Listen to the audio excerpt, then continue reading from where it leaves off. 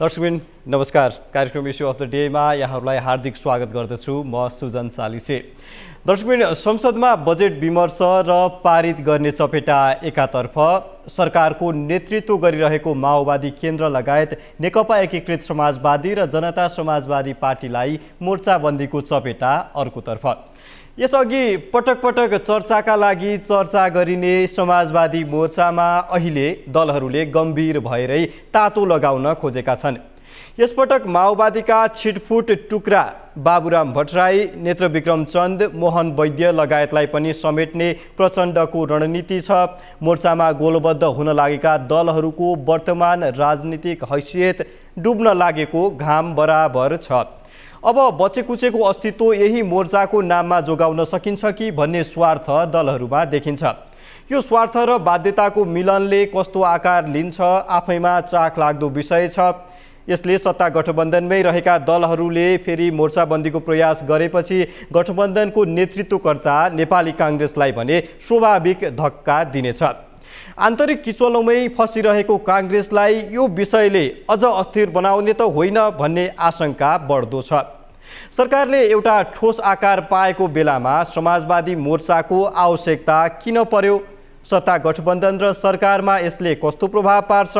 आजको issue of the डेमा यिनै विषयहरूमा केन्द्रित रहेर बहस गर्नेछौँ राजनीतिक विश्लेषक सुदर्शन आचार्यसँग। स्वागत छ यहाँलाई। हजुर, धन्यवाद। अब मेरो पहिलो प्रश्न चाहिँ अहिले राजनीतिमा गरमाएको विषय, टीका टिप्पणीको लागि अग्रस्थानमा रहेको विषय समाजवादी मोर्चा, विशेष गरी माओवादी केन्द्रको नेतृत्वमा एकीकृत समाजवादी, जनता समाजवादी पार्टी र माओवादीकै केही टुक्राहरू बाबुराम भट्टराई, विप्लव लगायतलाई एकै ठाउँमा गोलबद्ध गरेर अगाडि बढ्ने रणनीति एउटा दलहरूले बनाइरहेछन्। यसको आवश्यकता किन पर्यो? विशेष गरी अहिलेको अवस्था भनेको सरकारले एउटा पूर्ण आकार पाइसकेको अवस्था र गठबन्धनमा सरकार राम्रो हिसाबले अगाडि बढिरहेको अवस्था छ अङ्कगणितीय हिसाबमा। प्रचण्डले यसको आवश्यकता महसुस किन गरे? यसमा प्रचण्ड र माधव नेपाल लगायतका दलहरूको स्वार्थ, दुई तीनवटा प्रश्न जोडियो। यसलाई क्रमबद्ध रूपमा जवाफ दिनुहोला। धन्यवाद। मलाई लाग्छ यो सरकारमा रहेको घटक लिन त प्रधानमन्त्री लिएको छ, तर सरकारको मुख्य घटक राजनीतिक घटक नेपाली काङ्ग्रेस, त्योभन्दा बाहेकका राजनीतिक दल माओवादी केन्द्र, माधव कुमार नेपालले नेतृत्व गर्नुभएका लगायत यहाँले यसअघि भन्नुभए चाहिँ ती ससाना घटकहरू, नेपाली काङ्ग्रेस बाहेकका शक्तिहरू, नेकपा एमाले अपोजिसनमा छ, त्यो बाहेक नेपाली काङ्ग्रेस बाहेकका शक्तिहरू जो अहिले समाजवादी केन्द्र निर्माणको दौरानमा उहाँहरू एकदमै निकै चाप परे जस्तो गरी उहाँहरू दौडिनु भएको छ। उहाँहरूको शक्ति चाहिँ दिनानुदिन राजनीतिक रूपमा उहाँहरूको शक्ति चाहिँ क्षयीकरण हुँदै गएको छ। 64 को निर्वाचन पछि हेर्ने हो भने माओवादी केन्द्र तीव्र गतिमा ओह्रालो लागेको छ। उसका महत्त्वपूर्ण र प्रभावशाली नेताहरू उसले पार्टीबाट छुटाउँदै गएको छ।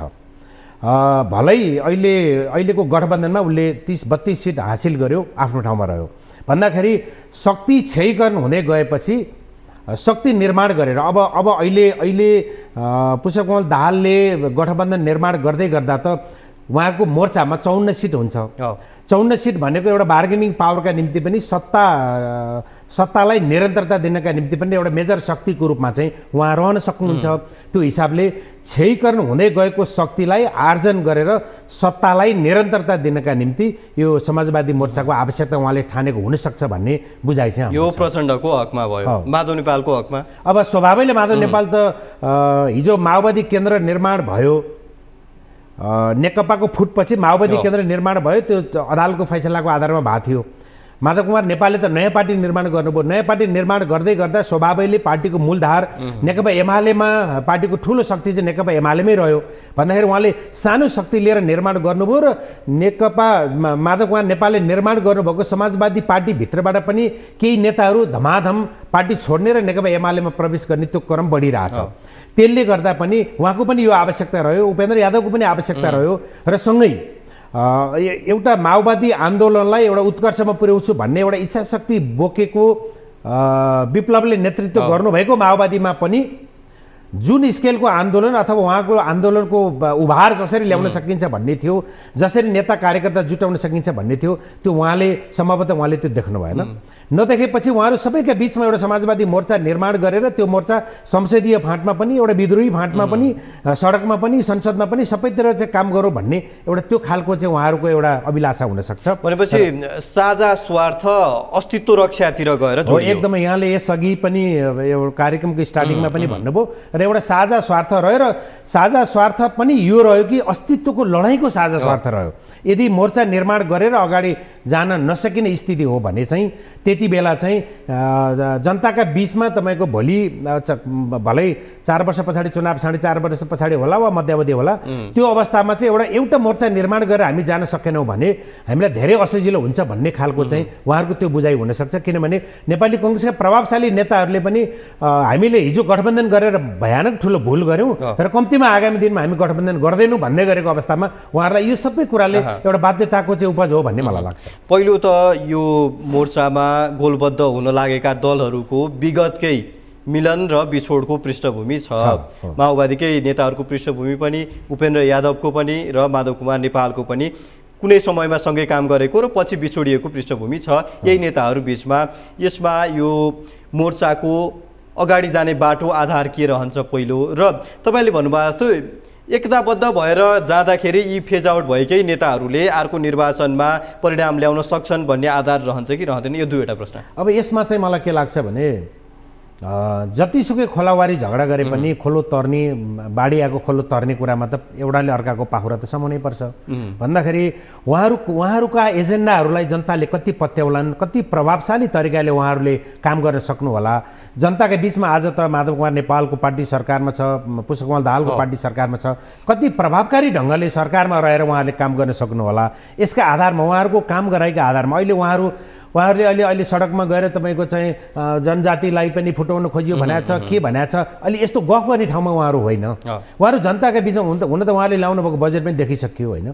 जनताका बिचमा उहाँहरू काम गर्ने ठाउँमा हुनुहुन्छ र काम गर्ने सरकारले भनेको काम गरेर जनताका एजेन्डालाई सम्बोधन गर्ने र आफ्नो पार्टीलाई तपाईँ प्रभावकारी रूपमा चाहिँ प्रभावशाली पार्टी छ भन्ने कुरा देखाउने भनेको जनतामा हो, काम गरेर हो। भन्दाखेरि कामका सन्दर्भमा त उहाँहरूको देखिन्न। उहाँले काम गर्नुभयो र जनताका बिचमा स्थापित हुने सम्भावना छ भन्ने कुरा त हामी त्यो निष्कर्ष निकाल्न सक्दैनौँ। तथापि खोलोत बाढी आएको खोलोत उहाँहरूलाई तरेर पारिपट्टि कहीँ न कहीँ बास बस्न पुग्नु नै छ भन्दाखेरि उहाँहरूलाई यति बेला चाहिँ एउटाले अर्काको पाखुरा समाउनु पर्ने अवस्था हो। र यो अहिलेको मोर्चा भनेको पनि त्यही खोलो तर्नका निम्ति समाइएको पाखुरा मात्रै हो। खोला तरेर फेरि सकेपछि अथवा खोला तरेर पारी पुगिसकेपछि चाहिँ यो यहीँ बसिरहन्छ, सँगै पाखुरा समातेर अगाडि गइरहन्छ भन्ने छैन। किनभने माधव कुमार नेपाल पनि नेकपा एमालेमा रहन सक्नु भएन। माओवादीसँग अहिले मोर्चामा सामेल हुँदै गर्नुभएका पार्टीका लिडरहरू पनि त्यही माओवादीबाट बाहिर निक्लिनु भएको हो। र फेरि कम्युनिस्ट पार्टीमा काङ्ग्रेस पार्टीको तुलनामा अरू डेमोक्रेटिक फोर्सहरूको तुलनामा कम्युनिस्ट पार्टीहरूमा के भन्ने गरिन्छ भने अलगिने बित्तिकै तपाईँको असाध्यै ठुलो कटाक्ष गर्ने, यौन अपराधका कुरा, आर्थिक अपराधका कुरा, अनगिन्ती दर्जनौँ विषयवस्तुहरू, यति धेरै चाहिँ विषयवस्तुहरू पस्केर एउटाले अर्कोलाई कटाक्ष गर्ने ताकि फेरि कुनै दिन हामी एउटै ठाउँमा रहनुपर्छ वा रहने परिस्थिति निर्माण हुन सक्छ भन्ने कुराको हेक्का त्यति बेला उहाँहरूलाई हुँदैन। उहाँहरूले एकदमै अनगिन्ती शब्दकोशमा पनि नभेटिने शब्दहरू खोजेर एउटाले अर्कालाई कटाक्ष गर्नुहुन्छ। त्यसले गर्दा यो यति बेला उहाँहरूको भलै 54 सिटको लिडरको हैसियतले सत्ताको बार्गेनिङ, सत्ता सञ्चालनको बार्गेनिङका निम्ति पुष्पकमल दाहालले यो 54 सिटलाई उहाँले प्रयोग गर्नु होला आफ्नो ठाउँमा छ। तर यसको धेरै ठुलो प्रभाव, धेरै ठुलो अर्थ वा यसले यो समाजवादी मोर्चा अथवा यो मोर्चा निर्माण हुँदै गर्दा नेपाली जनताले चाहिँ एउटा राहतको, एउटा आशाको, कुनै न कुनै कुराको अनुभूति पाउने त्यो खालको स्थिति चाहिँ देखिने। यो मोर्चा गठनको प्रक्रियामा एउटा तथ्य, अलि रोचक तथ्य मैले यहाँ जोड्न चाहेँ।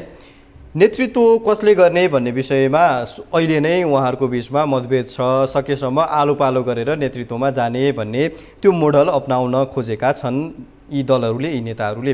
यसले के सङ्केत गर्छ? पक्कै पनि एकले अर्कालाई स्वीकार गर्न नसक्ने परिस्थिति त अहिले नै छ भन्ने सङ्केत यसले स्पष्ट गर्यो नि होइन? उहाँहरूमा के देखिन्छ भने यो हाम्रो समाजको एउटा ऊ पनि हो, एउटा कल्चर पनि हो।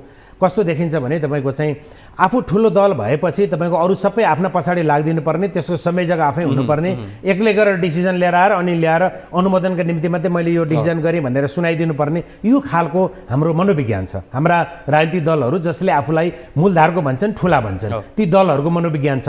पार्टीभित्र हेर्ने भने पनि महत्त्वपूर्ण एउटा संसदीय फाँटमा काम गरिरहेका राजनीतिक दलहरूको पनि कहीँ संवाद भयो भने पनि कम्तीमा पार्टीभित्र अलिक गम्भीर संवाद गरेर अनि त्यसको निचोड बोकेर जाने भन्दा पनि उतापट्टि के संवाद हुन्छ वा के निष्कर्ष हुन्छ त्यो ल्याएर यतातिर लाद्ने खालको परम्परा छ राजनीतिक दलमा, त्यो देखिन्छ। त्यसले गर्दा मूलधारका राजनीतिक दलहरू दैनिक जसो ओह्रालो यात्रामा पनि छन्। भनेको उहाँहरू तपाईँको जनताको मनोभावना के हो, पार्टीभित्रको पनि अपोजिसनको मनोभावना के हो, पार्टीभित्र पनि अन्य लिडरहरू छन्, उहाँहरूको पनि म्यान्डेट बोकेर म अगाडि जानुपर्छ भन्ने खालको सोच असाध्यै कम देखिन्छ। त्यो सोच जतिन्जेलसम्म त्यो सोच उहाँहरूमा विकास हुँदैन त्यतिन्जेलसम्म तपाईँको यस्ता समाजवादी केन्द्र वा एउटै पार्टीभित्र पनि तपाईँको एउटाले अर्कोलाई स्वीकार्न नसक्ने खालको परिस्थिति त्यो चाहिँ जीवित रहिरहन्छ। यो मोर्चा गठन गर्नुपर्ने टटकारो आवश्यकताको कारण चाहिँ जस्तो यहाँले भन्नुभयो जस्तो पहिलो त स्वार्थको अथवा अब कति समयसम्म एक्लै जान सकिराखिन्छ, अबको जनताको माग के छ भन्ने एउटा त त्यो पक्ष भयो। अर्को चाहिँ सरकारमा प्रचण्डले नेतृत्व गरिरहेको सरकारमा कहीँ कतै खोट अथवा कहीँ कतै कमजोरी अथवा कहीँ कतै एउटा निरन्तरताको अभाव प्रचण्डले महसुस गरेका हुन् कि भन्ने हिसाबले पनि विश्लेषण भएको छ। प्रचण्डले सरकारमा खतरा आइसक्यो भनेर यो कदम चालेका हुन सक्छन् अथवा आउनेवाला छ भनेर यो कदम चालेका हुन सक्छन् अथवा के हुन सक्छ सरकारको सन्दर्भमा चाहिँ? अब अलिअलि सरकार सञ्चालनका सन्दर्भमा पनि कहीँ कतै एक्लै दौडिन खोजेको जस्तो पनि देखिन्छ एउटा कुरा। र अर्को कुरो स्वभावैले उहाँले तपाईँको चाहिँ यो अहिले पछिल्ला गतिविधिहरू पछिल्ला काम गराई सरकारका कार्य सम्पादनहरू हेर्दाखेरि उहाँलाई के लागेको हुनसक्छ भने कतै माओवादी केन्द्रलाई बाहिर राखेर कङ्ग्रेस र एमालेको वा अन्य कुनै राजनीतिक दलहरूको चाहिँ सरकार निर्माण हुने र आफूलाई घेराबन्दीमा पारिन्छ कि भन्ने खालको उहाँलाई त्यो लागेको हुनसक्छ। त्यो मैले भने सत्ताको निरन्तरता भनेको त्यो विषय यहाँ पनि आएर जोडिन्छ। त्यो लागेको हुनसक्छ र त्यही लागेकै कारण अथवा उहाँको त्यही विश्लेषणका आधारमा यो समाजवादी मोर्चा निर्माण गरेर यो मोर्चाले एउटा सरकार निर्माणका निम्ति पनि तपाईँको अन्य पार्टीहरूका बिचमा सरकार निर्माणका निम्ति पनि एउटा खबरदारीको काम पनि गरोस् र यसलाई निरन्तरता दियोस् भन्ने खालको त्यो बुझाइ नै उहाँको हुनसक्छ। किनभने तपाईँको उहाँको सरकार सञ्चालनको कार्य सम्पादन हेर्दा अथवा चाहिँ सरकारले ल्याएका बजेटदेखि सरकारका काम गराइहरूदेखि तपाईँको चाहिँ यो उपनिर्वाचनको रिजल्ट नै भन्नुहोस् अनि उपनिर्वाचनमा चाहिँ पार्टीका शीर्ष नेतृत्वले गएर चाहिँ जनताका बिचमा व्यक्त गरेका प्रतिबद्धता उहाँले के बोल्नुभयो यो सबै कुराले गर्दा चाहिँ तपाईँको उहाँहरूका प्रति जनताको आकर्षण छैन। जब जनताको आकर्षण छैन भनेपछि प्राविधिक रूपमा यस्तै विभिन्न दलहरू मन मिल्ने वा कालान्तरमा हामी दलीय एकतै गरौँला अहिले चाहिँ कम्तीमा एउटा मोर्चासम्म भए पनि निर्माण गरौँ न भन्ने गरी उहाँहरूको बिचमा त्यो भएको हुनसक्छ। एउटा कज एन्ड इफेक्ट रिलेसनसिप जस्तो त्यो खतराले गर्दा प्रचण्डले यो मोर्चातर्फ आकर्षित भए भन्ने एउटा पाटो र प्रचण्ड लगायतका सरकारमै रहेका दलहरू पनि यो मोर्चा बनिसकेपछि यसले आफूलाई खतरा हुन्छ कि भनेर कङ्ग्रेसले महसुस गर्ने अर्को पाटो, त्यो पाटो रहन्छ कि रहँदैन? अब सरकारमै रहने अनि कङ्ग्रेसले पनि माओवादीसँगको यात्रा हुँदैन कि भनेर ठान्ने अनि माओवादीले पनि कङ्ग्रेस र एमालेका बिचमा एकता भएर सरकार निर्माण हुनसक्छ भनेर यसरी शङ्काका बीच काम गर्ने भने त्यो सरकारले जनतालाई कसरी डेलिभरी देला, कसरी जनतालाई आश्वस्त बनाउला हैन? तपाईको किनभने त्यो अविश्वासको पाटो त रहेछ भनेर यो मोर्चाबन्दीको कुराले त सङ्केत गर्छ नै हैन, सङ्केत गर्छ नै अविश्वास रहेछ भन्ने कुरा भएपछि अनि स्वभावैले फेरि विभिन्न शक्ति केन्द्रहरूले पनि खेल्ने कुरा पनि त्यति बेला रह्यो। त्यसले गर्दा तपाईँको चाहिँ उहाँले प्रारम्भ त उहाँले गर्नुभयो नि त। कङ्ग्रेस र एमाले हामी सरकार निर्माणका निम्ति घनीभूत हामी छलफलमा छौँ र हामी अगाडि बढ्यौँ भनेर कङ्ग्रेस र एमाले त भनेको छैन। भन्दा त्यो मोर्चा निर्माण तपाईँको यही आशंकाको आधारमा उहाँले मोर्चा निर्माण गरेपछि अब उहाँ चाहिँ तपाईँको उहाँ आफै सशङ्कित हुनुहुँदो रहेछ, उहाँ कङ्ग्रेससँग पनि विश्वस्त हुनुहुँदो रहेछ अथवा अन्य दलसँग पनि विश्वस्त हुनुहुँदो रहेछ भन्ने कुरा त यसैले पनि देखाउँछ नि त। त्यसले गर्दा यो यति हामी आजका मितिमा यति मात्रै भन्न सकिन्छ। यो राजनीतिक घटनाक्रम कसरी विकसित हुँदै जान्छ त्यसका आधारमा उहाँले गर्ने कार्य सम्पादन अब करप्सनका विषयवस्तुहरू पनि छन्, सरकार कति आँटका साथ कति उच्च मनोबलका साथ काम गर्छ, यो सबै कुराले धेरै विषयवस्तु चाहिँ यसले निर्भर गर्छ। अहिले नै हामीले कङ्ग्रेस एमालेको सरकार निर्माण भइहाल्छ अथवा उहाँहरू मोर्चाबाट कङ्ग्रेसलाई बाहिर निकालिहाल्नु छ, मोर्चाको सरकार बन्छ अथवा त्यो मोर्चामा एमाले पनि सामेल हुन्छ, यस्ता विषयवस्तुहरूमा अहिले नै हामीले टिप्पणी गर्ने हाल्नु त्यो त तपसिलको विषय भयो। मेरो प्रश्न अझै पनि म अगाडि यहाँलाई सम्झाउँछु। मोर्चाले गठबन्धनमा पार्न सक्ने प्रभाव केही हुन्छ कि हुँदैन भन्ने प्रश्न, कङ्ग्रेसले यसलाई कसरी लिन्छ भन्ने प्रश्न होइन। कङ्ग्रेसले यसलाई यदि कांग्रेसलाई बाहिर राखेर यो मोर्चा निर्माण भएको, मोर्चा निर्माण गर्न खोजिएको, मोर्चा निर्माण गरिन्छ र हिजो प्रधानमन्त्री पद प्राप्त गर्नका निम्ति बालकोट प्रधानमन्त्री पद प्राप्त भइसकेपछि सरकारलाई एकदमै तपाईको चाहिँ ठूलो भोलममा नेपाली कांग्रेसले सपोर्ट गरेर सरकार निर्माणका निम्ति नेपाली कांग्रेस अनि सरकार निर्माण पनि भइसकेपछि अनि फेरि तपाईको चाहिँ अर्को मोर्चा निर्माण गरेर नेपाली कांग्रेसलाई बाहिर राखेर अन्य कुनै खाले गतिविधिका माध्यमबाट फेरि सरकारको स्थायित्वका निम्ति उहाँले परिकल्पना गर्नुभयो भने त तपाईको नेपाली कांग्रेसले पनि खतरा महसुस गर्छ, उहाँले पनि खतरा महसुस गर्नुपर्छ। यसले गठबन्धनमा केही समस्या पैदा हुने संकेत त दिन्छ। गर्छ गठबन्धनमा। अब दुवैले खतरा महसुस गरेपछि फेरि पनि तपाईको चाहिँ अब निर्वाचनमा जाँदा परिणाम के आउँछ भन्ने कुरा कांग्रेस, एमाले, माओवादी जस्ता मूलधारका राजनीतिक दलले बुझेकै छन्। उपनिर्वाचनले एउटा संकेत दिइ नै सकेका छ भन्दा तपाईको उहाँहरूको आफ्ना गतिविधिले, यो एउटा काल्पनिक विषय हो, प्रचण्डकोले निर्माण गर्नुभएको एउटा मोर्चाको गतिविधि र प्रचण्डको बुझाइमा नेपाली कांग्रेस र एमाले सरकार निर्माणका निम्ति उहाँहरू संवादमा छ है भन्ने चाहिँ प्रचण्डको बुझाइ। यो दुईटै बुझाइका बीचमा उहाँहरूको अविश्वास सिर्जना हुँदै गयो भने त यो स्वभावैले गठबन्धनलाई समस्या त स्वभावैले। तपाईले गर्न खोज्नु भएको संकेतलाई मैले अझ उजागर गर्न चाहे। जस्तो यो मोर्चा बनिसकेपछि पनि प्रचण्डसँग हुने भने त 54 सिट हो। अब प्रचण्डको नेतृत्व बाहेक अन्य कोही नेतृत्वमा सरकार बन्ने हो भने कि त प्रचण्डलाई साथ लिनु पर्यो, नभए कांग्रेस र एमालेको मिलन हुनु पर्यो। यो अर्को विकल्प, सरकार बन्नुको गठनको अर्को विकल्पको बारेमा केही सम्भावना रहन्छ यस्तो? अब आजकै मितिमा त्यो सम्भावना रहँदैन किनभने नेपाली कांग्रेस र नेकपा एमाले कि त नेपाली कांग्रेस यो अहिलेको गठबन्धनसँग बिचकिनु पर्यो, कि त यो गठबन्धन र नेकपा एमालेका बीचमा एउटा संवादलाई अगाडि बढाउनु पर्यो, कि नेपाली कांग्रेस र नेकपा एमालेको बीचमा एउटा दूरी नजिक हुनु पर्यो। नभए आजकै मितिमा यति नै बेला यो गठबन्धन निर्माण भनेको चाहिँ सरकारको टिकाइहाल्नका निम्ति वा त्यो गठबन्धन त्यो मोर्चालाई लिएर 54 सिट लिएर अन्त कहीँ जोडिहाल्नका निम्ति कम्तीमा आजकै मितिमा त्यो देखिँदैन। तर राजनीतिमा यस्ता खाले सम्भावनाहरू त हुन्छन् नै, स्वाभाविक हो। भने सरकार गठनको अर्को विकल्प पनि खुला नहुने, बन्द हुने भन्ने हुँदैन। अर्को प्रश्न चाहिँ यो मोर्चाकै विषयमा प्रचण्डले पूर्व माओवादीका केही टुक्राहरू, पूर्व माओवादी भनौँ अथवा लडाकु समयमा कमान्डरै रहेका पक्षहरू पनि अहिले विभिन्न टुक्राहरूमा बाँडिएका छन्। ती टुक्राहरू जस्तो बाबुराम भट्टराईको नेतृत्वमा अहिले नेपाल समाजवादी पार्टी छ, विप्लवको नेतृत्वमा अर्को पार्टी छ, मोहन वैद्यको नेतृत्वमा अर्को पार्टी छ। यी टुक्राहरूलाई प्रचण्डले लिन खोजेका हुन् अथवा ती टुक्राहरू अब बाध्य भएर माओवादी बाहेक अर्को विकल्प रहेनछ भनेर फर्कन खोजेका हुन्? खासमा यसको चाहिँ कारण के हुनसक्छ? अब यसमा मैले संक्षिप्त उत्तर त मैले यसअघि पनि मैले भनिसकेँ। उहाँहरूको पनि शक्ति कमजोर भयो, वैद्यको पनि शक्ति कमजोर भयो, विप्लवको पनि शक्ति कमजोर भयो, माओवादी पनि ओह्रालो यात्रामा छ, माधव नेपालका पार्टीका पनि बाहिरिने परिस्थिति रह्यो। बाबुराम भट्टराईले पनि तपाईँको हरेक दिन बिहान उठ्दाखेरि आज बाबुराम भट्टराई कुन पार्टीमा कता लाग्नुभयो भनेर सोध्नुपर्ने, बुझ्नुपर्ने, चासो लिनुपर्ने अवस्था छ। यसै गरी तपाईँको चाहिँ सम्भवतः उहाँहरूले वामदेवलाई पनि लिने प्रयत्न गर्न सक्नु होला भन्दाखेरि तपाईँको शक्ति एकदमै कमजोर भएपछि कमजोर भएका शक्तिहरू एकै ठाउँमा रहेर एउटा बलियो शक्तिको रूपमा रूपान्तरण हुन सकिन्छ कि भन्ने उहाँहरूभित्र त्यो लागेर नै उहाँहरूले यो यहाँले भन्नुभयो चाहिँ त्यो सबै ससाना घटकहरू सबैलाई जोड्ने काम चाहिँ पुष्पकमल दाहाल अथवा यो सबै घटक एकै ठाउँमा बसेर उहाँहरूका बीचमा एउटा मोर्चा बनाएर हामी अगाडि जाउँ भन्ने खालको चाहिँ एउटा त्यो सोच हाबी भएको हो। त्यो सोचले उहाँहरूलाई एकै ठाउँमा उभ्याएको हो।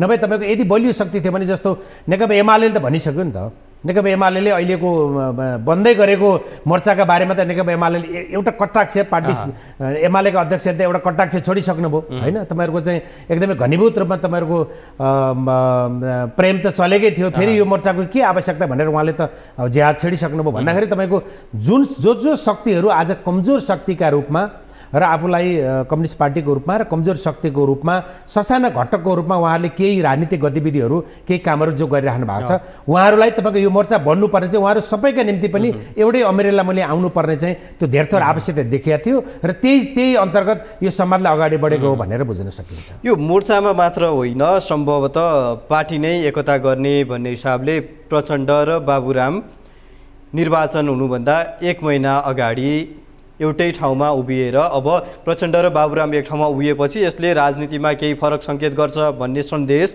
त्यतिखेर दिनुभएको थियो। तर आज यो मोर्चाको गठनको लगभग औपचारिकताको अन्तिम अवस्थामा आउँदा प्रचण्ड र बाबुरामको दूरी जति सामिप्यता थियो त्यो सामिप्यता टाढिँदै गएको अवस्था छ। प्रचण्डसँग बाबुराम चाहिँ आउँछन् जस्तो यहाँलाई व्यक्तिगत रूपमा लाग्छ कि लाग्दैन र विप्लव नैहरू पनि प्रचण्डलाई फेरि पनि आदर्श मानेर फर्कन सक्छन् कि सक्दैनन्? प्रचण्डको प्रयास त अवश्य रहने नै भयो, तर उहाँहरूको पक्षबाट चाहिँ के लाग्छ यहाँलाई? अब एउटा चाहिँ उहाँहरूले आदर्शै मानेर त्यहाँ एकै ठाउँमा रहने भन्दा पनि मैले यसअघि भने चाहिँ खोलो तर्नका निम्ति उहाँहरू एक्लै अर्काको पाखुरा समाउनु भयो। सङ्कट मोचनका लागि पहिलो कुरा एउटा पाटो र अर्को जहाँसम्म बाबुराम भट्टराईको वा वामदेव गौतमको कुरा छ, उहाँहरू चाहिँ यो मोर्चामा सामेल हुनुहुन्छ कि हुनुहुन्न भन्ने भन्दा पनि उहाँहरूलाई पनि आउनका निम्ति आह्वान चाहिँ गर्ने, तर उहाँहरूले पुष्पकमल दाहालले लिने भन्दा पनि नलिने रणनीति मलाई बढी लाग्छ। किनभने वामदेव गौतम अनि बाबुराम भट्टराईहरू भनेको चाहिँ जहाँ रहँदा पनि तपाईँको अलिकति कचकच गर्ने नै राजनीतिक व्यक्तित्व उहाँहरूको, केही न केही गतिविधि गरिराख्ने र नेतृत्वलाई पनि त्यो उहाँहरूले गरेका गतिविधिले नेतृत्वलाई पनि असहज भइराख्ने त्यो खालको व्यक्तित्व हो। त्यसले गर्दा उहाँहरूलाई पनि हामी सबैका प्रति उदार छौँ भन्ने एउटा म्यासेज दिनका निम्ति वामदेव बाबुराम सबै खाले शक्तिलाई इभन नेकपा एमालेलाई पनि आह्वान गर्ने तर लिन चाहिँ तपाईँको मन मिल्नेहरू अथवा आफ्ना कुराहरूलाई स्पष्ट रूपमा चाहिँ लागू गर्न सक्ने शक्तिहरूका बिचमा मात्रै एकता गर्ने गरी त्यसरी अगाडि बढ्छ, त्यसरी अगाडि बढ्ने पुष्पकमल दाहालको चाहिँ त्यो खालको सोच हुन सक्छ भन्ने मलाई लाग्छ। हुन्छ, थप विषयमा चर्चा गर्छौँ। अहिले एउटा छोटो ब्रेक लिन्छौँ। दर्शक इस्यु अफ द डेमा छौँ, पालो भएको छ छोटो ब्रेकपछि पुनः आउँछौँ।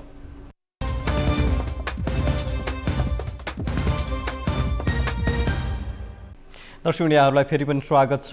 इस्यु अफ द डेमा छौँ र हामीसँग सुदर्शन आचार्य राजनीतिक विश्लेषक अझै पनि हुनुहुन्छ, उहाँलाई फेरि पनि स्वागत गरौँ। स्वागत छ यहाँलाई फेरि पनि, धन्यवाद। अब मेरो यो दोस्रो सेसन चाहिँ यहाँको नेपाली कङ्ग्रेसको आन्तरिक राजनीतिमा अलिकति बढी यहाँ जानकार हुनुभएको हिसाबले कङ्ग्रेसको विषयमा पनि मैले केही प्रश्नहरू सोध्न चाहे। पछिल्लो समय जब महाधिवेशनबाट कङ्ग्रेस अगाडि आयो, करिब 1.5 वर्षको समय गुज्रिसकेको अवस्था छ।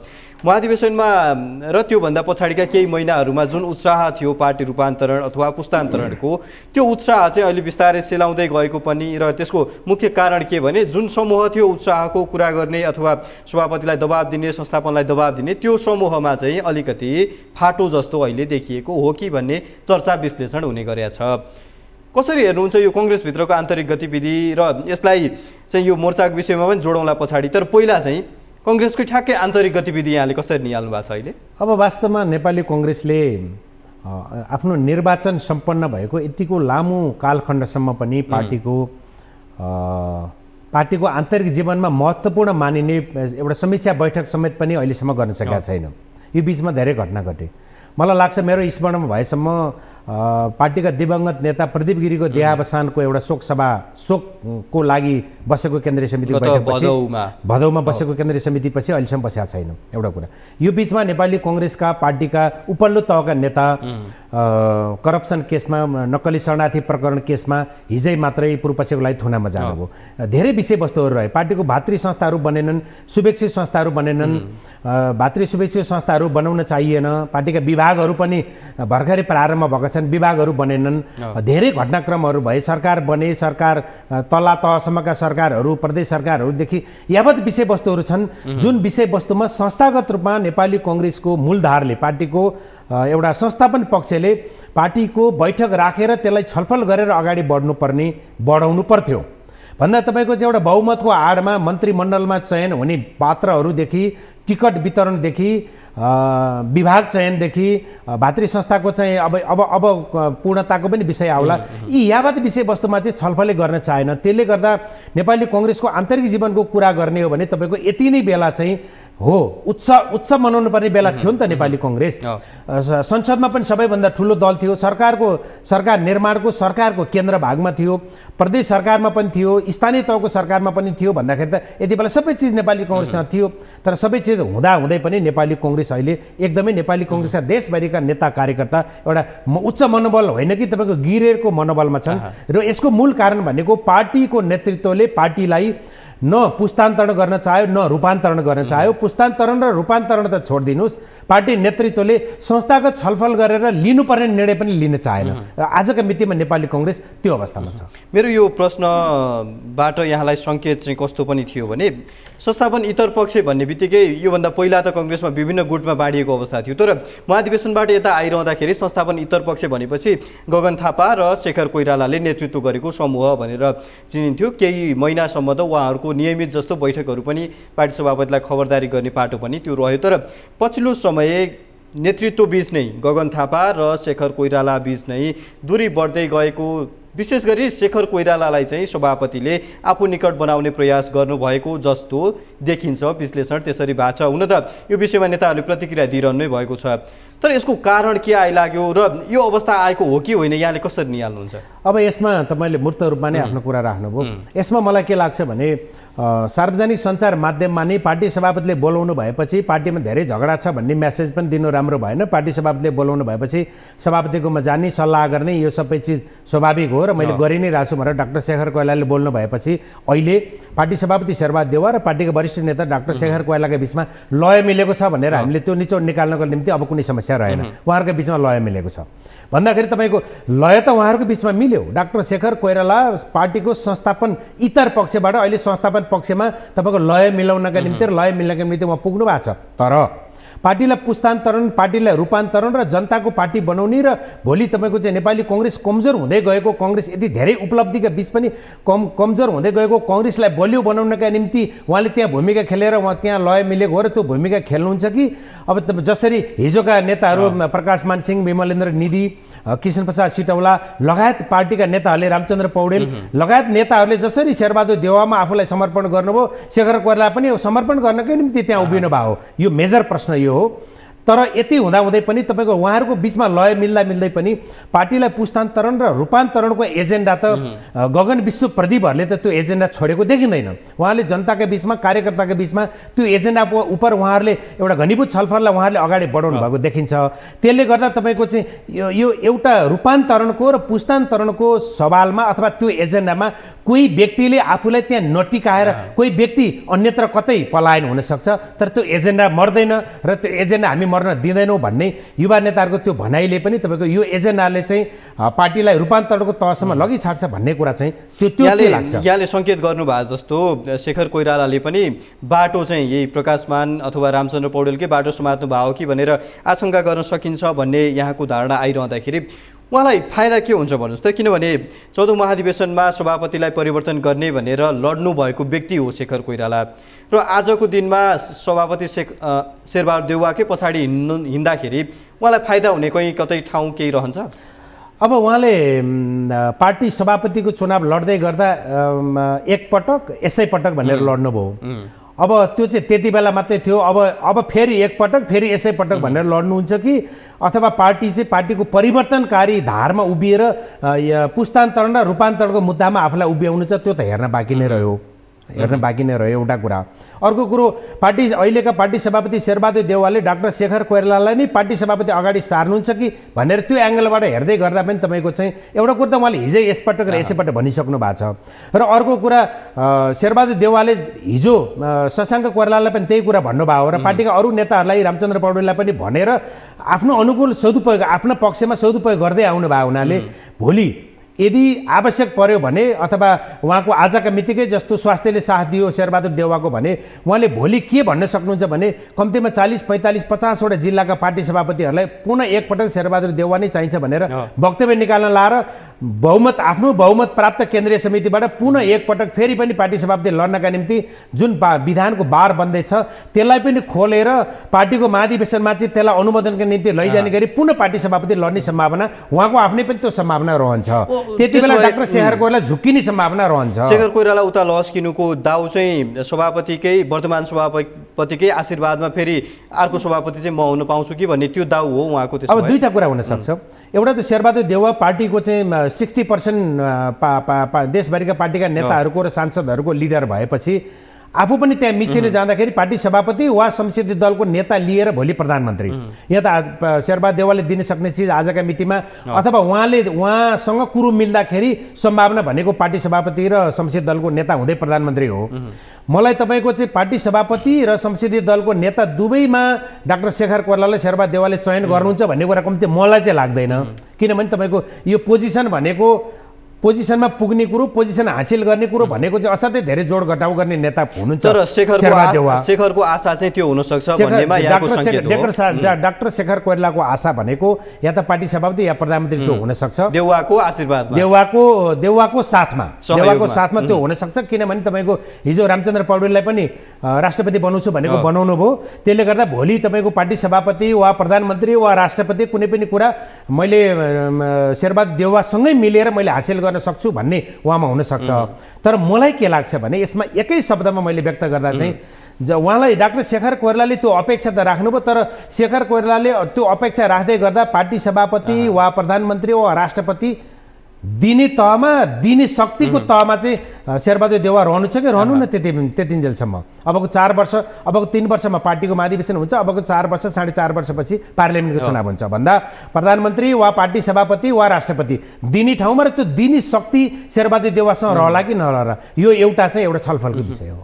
शेखरको हकमा यहाँले भन्नुभयो जस्तै त्यो दिने ठाउँमा देउवा रहला नरहला नि त एउटा पाटो भयो, तर शेखरको हकमा चाहिँ देउवाकै साथ लिएर जसरी रामचन्द्रको उद्धार भयो अथवा अन्य केही नेताहरूको उद्धार भयो होला, यसरी नै मेरो पनि उद्धार हुन्छ कि भनेर सोचाइ राख्नु त्यो फाइदाजनक हुन्छ, अथवा अब चाहिँ देउवाको फेज आउट हुन लाग्यो, अब नयाँ नेताहरू नै अथवा नयाँ पुस्तासँगै अगाडि जानुपर्छ, त्यो दुईटामा हितकर चाहिँ कुन हुन्छ, यहाँको सुझाव के रहन्छ? अब आजका मितिमा प्रकाशमान सिंह, विमलेन्द्र निधि, कृष्णप्रसाद सिटौला, रामचन्द्र पौडेल सबैले सहयोग गरेर पार्टी सभापति बनाउनु भएको शेरबहादुर देउवाले एउटा पार्टीको एउटा नियमित हुने, पार्टीको आन्तरिक जीवन पद्धतिमा नियमित रूपमा राखिने एउटा बैठकसम्म पनि राख्न नसक्नु, बैठक छल्नु नराख्नु भन्दाखेरि त पार्टी त कमजोर भएको देखिन्छ। पार्टी कमजोर धरातलबाट पार्टी अगाडि बढिरह भन्ने कुरो देखिन्छ भन्दाखेरि तपाईँको हामी अहिले हाम्रै अगाडि नजिर छ भन्दा पुनः फेरि शेखर कोइरालाले शेरबहादुर देउवालाई नै प्रधानमन्त्री बनाउनका निम्ति वा पार्टी सभापति वा राष्ट्रपति कुनै पनि पोजिसन बनाउनका निम्ति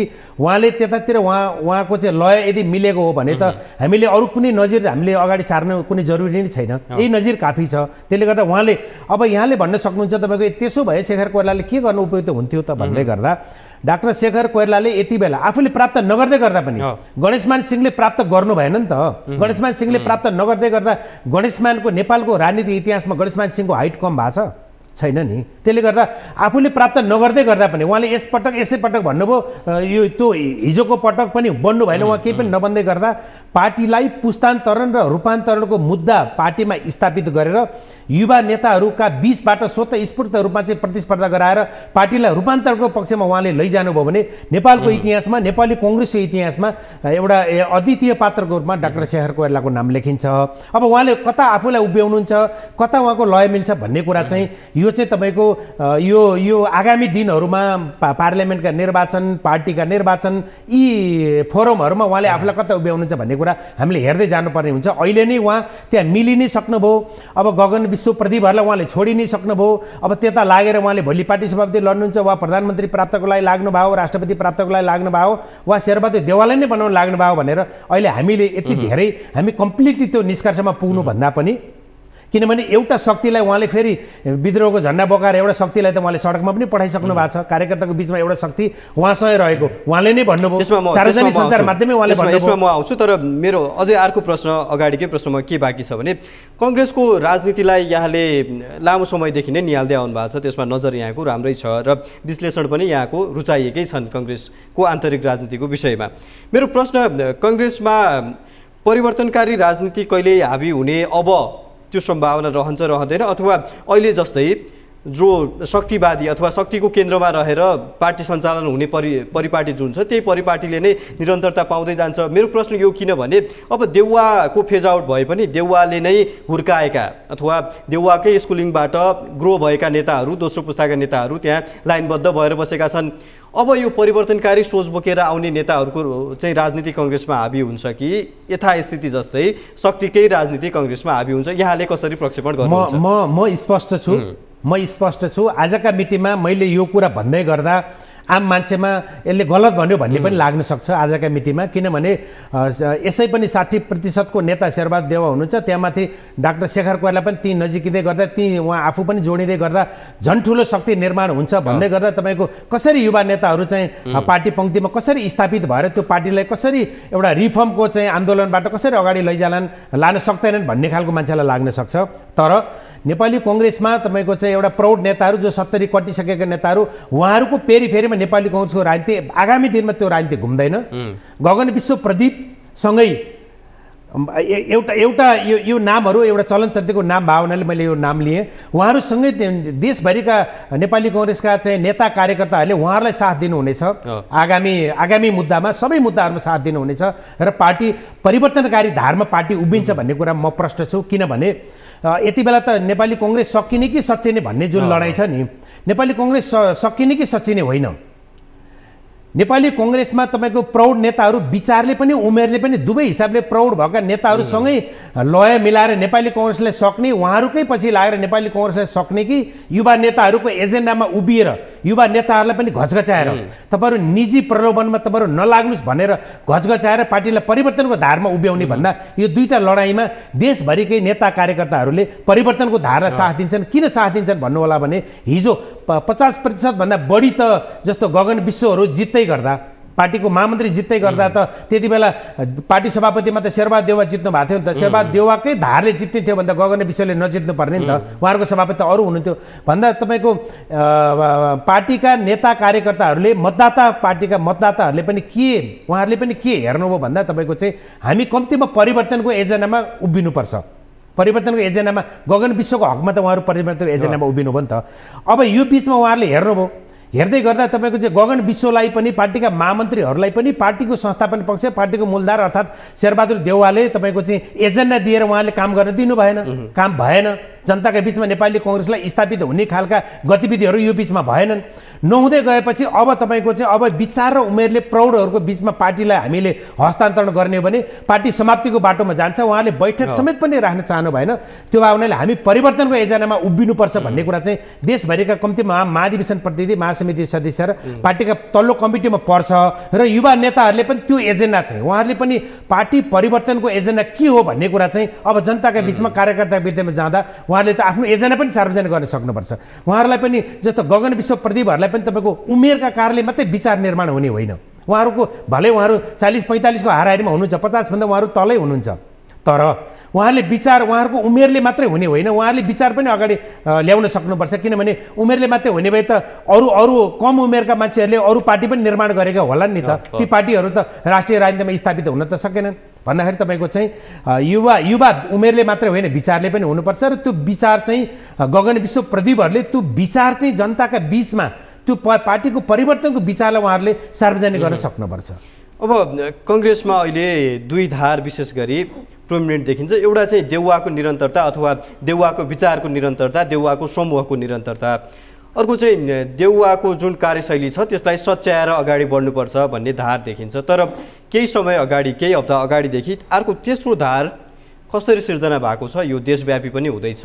उनीहरूले आफ्नो कार्यक्रमहरू देशव्यापी रूपमा नै आयोजना गरिरहेछन्। देउवालाई सच्याउने होइन, अब कुनै पनि हालतमा देउवाको विकल्प खोज्नुपर्छ भनेर यो तेस्रो धारको जस्तो जन्म भएको छ। यो धारको आवश्यकता, औचित्य, आधार कतिको देख्नुहुन्छ यहाँले? अब यो जन्मिएको धार यहाँले सङ्केत गर्न खोज्नु भएको धार मधु आचार्यदेखि तपाईँको चाहिँ गुरुराज घिमिरेसम्म जानु भएको छ। उहाँहरू सडकमा जानु भएको छ।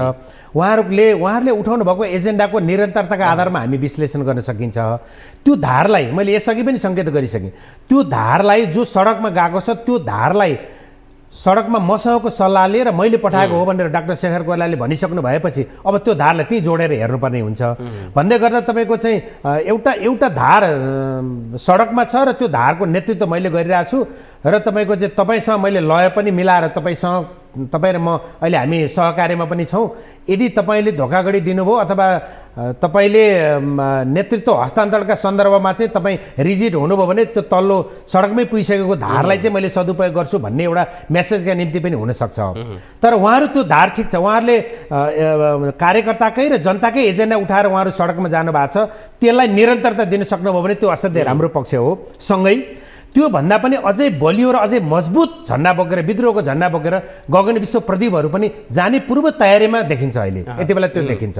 र उहाँहरूले भन्दै गर्दा तपाईँको चाहिँ पार्टीको संस्थापन पक्ष र पार्टीलाई यथास्थितिमा सञ्चालन गर्न खोज्ने भन्दा पार्टीलाई परिवर्तन गर्नुपर्छ भन्ने चाहिँ सडकमा जाने धारको सङ्ख्या चाहिँ त्यो भोलम चाहिँ ठुलो देखिन्छ, ठुलो हुने त्यो सम्भावना देखिन्छ।